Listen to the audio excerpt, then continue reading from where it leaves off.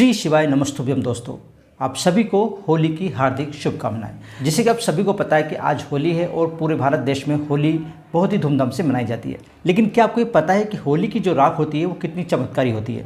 शायद आपको पता ना हो, होली की राख से शायद आपको पता ना हो, लेकिन होली की राख से कई प्रकार के प्रयोग किए जाते हैं।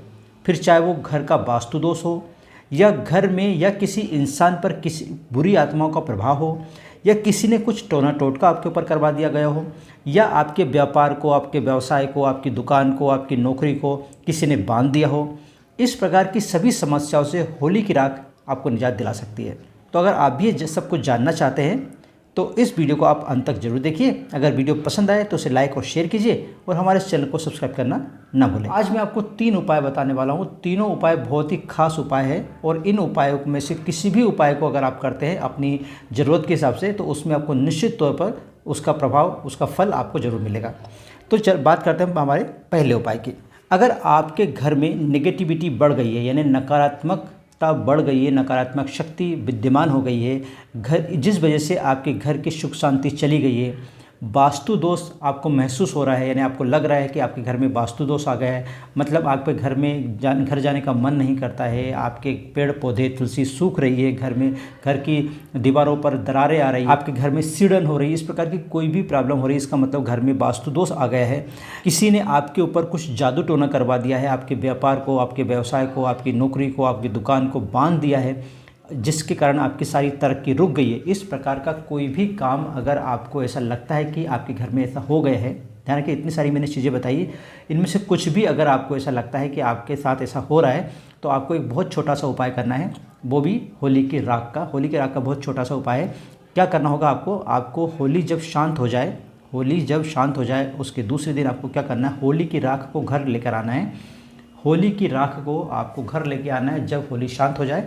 अब घर लाकर आपको, फिर मैंने बताया कि जब भी होली की राख लेके आएंगे या फिर कोई सा भी काम भगवान का करेंगे तो उसमें श्रद्धा और विश्वास होना जरूरी है।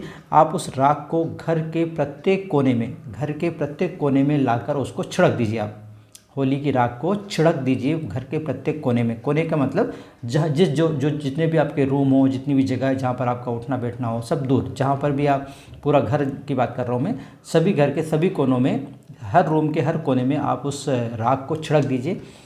थोड़े ही दिन में आप देखेंगे कि आपके घर की जो नकारात्मकता है वो ख़त्म हो गई है। आपका अगर कोई ने घर, दुकान या आप खुद के व्यवसाय को, आपकी नौकरी को, आपकी तरक्की को बांध दिया है, तो भी इसकी प्रभाव से, इस राख की प्रभाव से उससे आपको ज़रूर छुटकारा मिलेगा।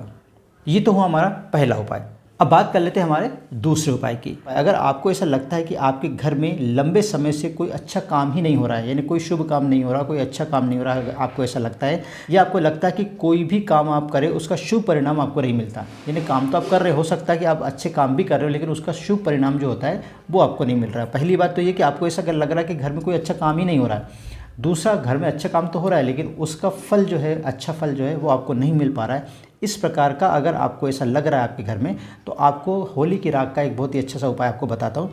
आपको करना क्या होगा कि होली की राख को अपने घर लेकर आना है। जब होली शांत हो जाए उसके बाद उस राख को श्रद्धापूर्वक, भक्तिभाव से उस राख को आपको घर लेके आना है और उसमें साबुत राई समझते हैं आप, राई को, मैं राई की दाल की बात नहीं कर रहा हूँ, साबुत जो पूरी राई होती है, साबुत राई और उसमें थोड़ा सा नमक, 3 चीज़ें होंगी।